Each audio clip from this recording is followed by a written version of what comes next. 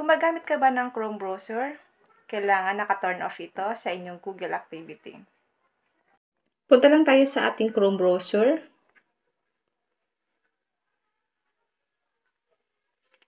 Dito po sa may search engine, i-type mo dito ang Google activity.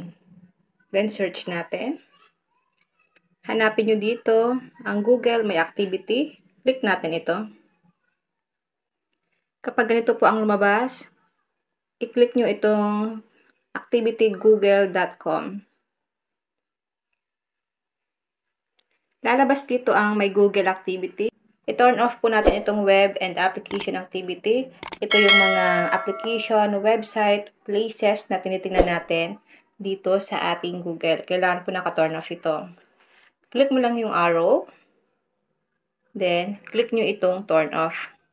Para ma-turn off siya, guys.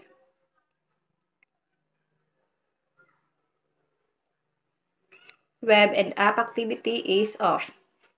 Click natin itong X. Location history, kailangan po naka-turn off ito. Ito yung mga pinupuntahan natin kapag naka-turn on po ang ating GPS or ang ating location. YouTube history, kailangan po naka-turn off ito. Ito yung mga pinapanood natin sa ating YouTube kahit na dinilit na natin yung history sa ating YouTube. Once na naka-turn on ito,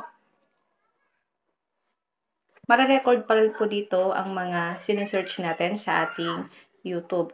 Kailangan po natin ito guys i-turn off para magkaroon tayo ng privacy. I-turn off natin ito guys para hindi ma-access ng ating device. Click mo lang dito ang turn off.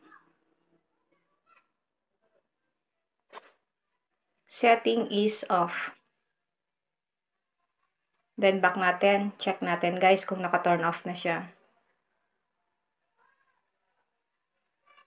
Yan po, kailangan po ito naka-turn off sa ating mga Google My Activity para hindi na-access ang ating cellphone. Kung may natutunan ka sa aking video, huwag mong kalimutan na i-follow ako para ma-update ka sa mga susunod kong video.